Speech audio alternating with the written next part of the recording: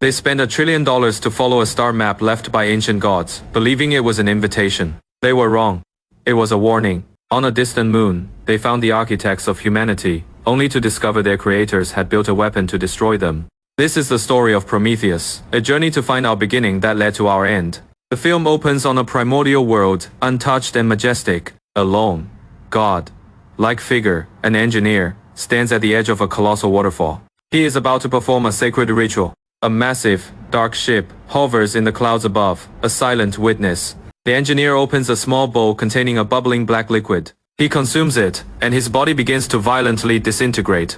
His DNA unravels, a cascade of genetic codes spilling into the water. He falls, his very essence seeding the barren planet with the building blocks of life. Creation through self-destruction. This is how we began. Fast forward to the year 2089. On the Isle of Skye, Scotland, archaeologists Elizabeth Shaw and Charlie Holloway make a groundbreaking discovery.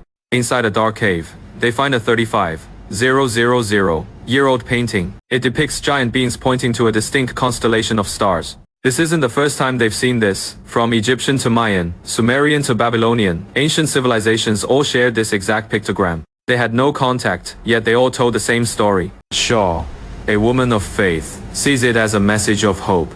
He says it, her eyes filled with wonder. This discovery attracts the attention of the Wayland Corporation, funding $1 trillion expedition aboard the state-of-the-art vessel, the Prometheus.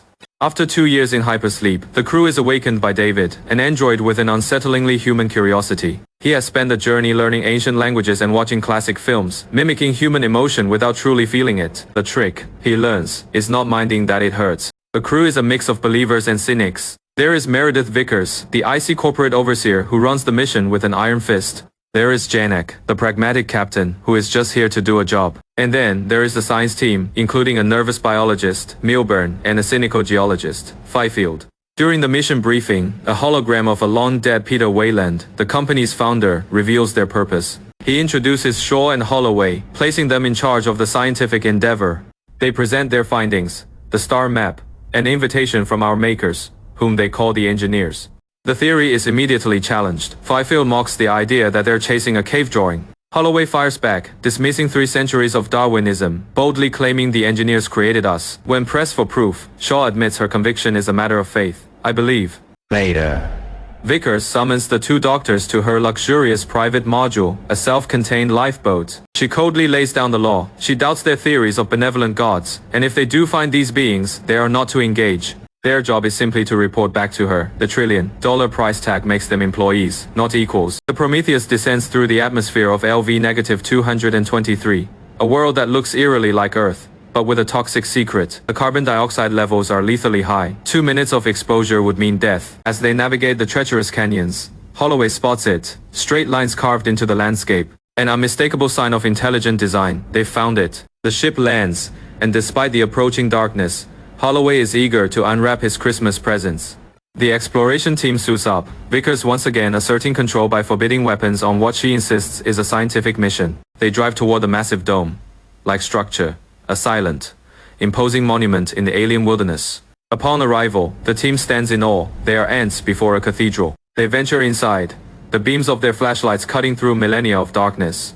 Fifield releases his mapping drones, his pups, which fly through the labyrinthine corridors, creating a 3D map of the structure. The map reveals a humanoid figure deeper inside. The team follows, their excitement mixed with apprehension. They find the source of the signal, the corpse of a giant engineer, its head gruesomely severed by a massive door.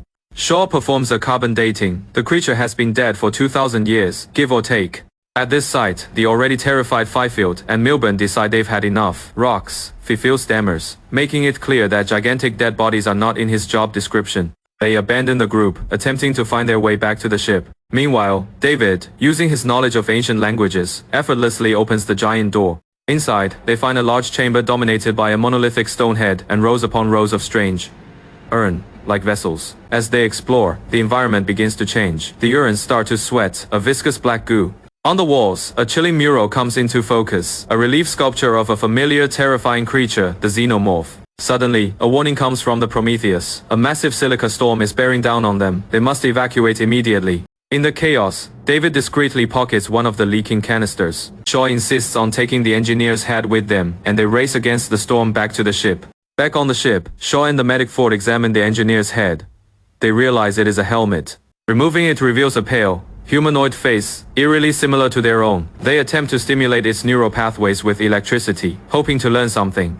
But the decaying cells overload, causing the head to grotesquely explode. A DNA analysis provides a stunning revelation. Their DNA is a perfect match. The engineers truly are our ancestors. While Shaw and Holloway celebrate this confirmation, David conducts his own sinister experiment. He takes a single drop of the black goo and contaminates a drink he offers to a disillusioned Holloway. Answers? David asks. Everything. Holloway replies, sealing his fate. That night, Shaw and Holloway make love, an act that will have horrific consequences. Meanwhile, lost in the pyramid, Fifield and Milburn stumble back into the ampule room. The black goo has seeped onto the floor, spawning small worm-like creatures. One rises up like a cobra. It is beautiful and terrifying. Ignoring Fifield's warnings, Milburn, the biologist, tries to interact with it, treating it like an animal. The creature, a hammerpede, attacks with shocking speed and strength, wrapping around his arm and breaking it. Fifield panics and severs the creature, but its acidic blood melts his helmet. He stumbles backward and falls face first into a puddle of black goo. The hammerpede, having regenerated, forces itself down the throat of the helpless Milburn. The next morning, Holloway awakens, deathly ill.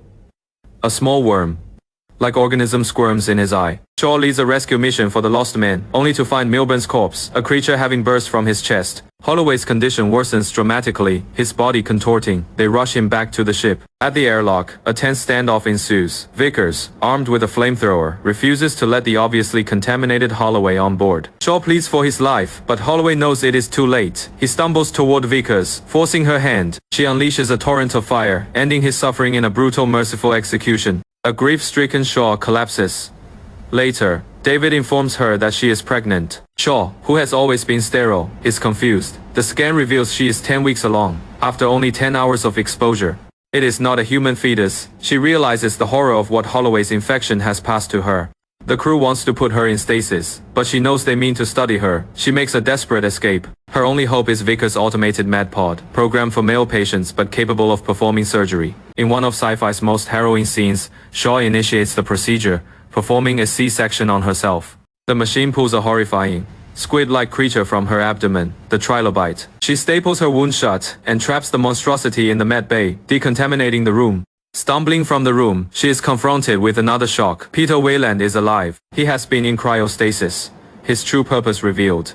He didn't come for answers. He came for more life. He believes the engineers can save him from death. Just then, an alert sounds. The mutated Fifield, twisted into a monstrous form, attacks the hangar bay and is finally put down by the crew. Captain Janek, having analyzed the structure, confirms Shaw's fears. This moon isn't a homeworld. It is a military installation. A place for creating weapons of mass destruction. The black goo was their weapon, and they lost control of it. David reveals that there is one engineer still alive, in hypersleep. Wayland, frail and desperate, prepares to meet his maker. Shaw, horrified by what this place truly is, tries to warn him. But Wayland is undeterred. He and his team, along with David and a reluctant Shaw, go to the Juggernaut ship to awaken the lost engineer. They enter the ship's bridge, a breathtaking chamber with a star navigation system and a pilot's chair. David confirms their worst fears. The ship's destination was Earth. Create, he says ominously. Destroy. They awaken the engineer. He is a magnificent, powerful being. David speaks to him in his own language, relaying Wayland's selfish plea for immortality. The engineer listens, then calmly reaches out and brutally rips David's head from his shoulders. In a swift, violent rage, he slaughters Wayland and his entire team. The answer to their questions is death. Shaw manages to escape as the engineer begins the launch sequence, preparing to finish the mission he started 2,000 years ago. She frantically radios the Prometheus, Earth. Vickers wants to flee, but Captain Janek makes a decision. He is the captain of the Prometheus, and he will not let that ship reach home. He gives Vickers 40 seconds to get to the escape pod before he ejects it. His two remaining pilots, Chance and Ravel, choose to stay with him. In a final, heroic sacrifice, Janek pilots the Prometheus directly into the rising Juggernaut. The collision is catastrophic, sending both ships crashing back to the planet in a fiery inferno. On the ground, Shaw runs for her life. The massive, crescent-shaped wreckage of the Juggernaut cartwheels across the landscape. Vickers, also fleeing on foot, fails to outrun it and is crushed. Shaw survives, finding shelter behind a rock. Her oxygen is critically low. Her only hope is the ejected lifeboat. She makes it inside just in time. Inside, a voice crackles over the comms. It is David, He is still functional, and he has a terrifying message. The engineer survived the crash, and he is coming for her. The engineer storms into the lifeboat, hell, bent on killing the last human. But Shaw has one last, desperate card to play. The Met Bay. She opens the door, unleashing her child. The trilobite is now a massive writhing creature of tentacles and rage. It attacks the engineer. A battle of titans. The creature overpowers its grandfather, forcing an ovipositor down his throat. Shaw slips away, retrieving David's steel, active head and body. In her final log entry, she states her new mission: she will not return to Earth. Why? With David as her reluctant navigator, she intends to fly another juggernaut to the engineer's homeworld. She is still searching, but the search has already birthed a conclusion. Back in the lifeboat, the engineer's body convulses. A new nightmare bursts from his chest. A creature of perfect horror, with a familiar elongated head, the Deacon. It raises its head and screams, heralding the dawn of the xenomorph.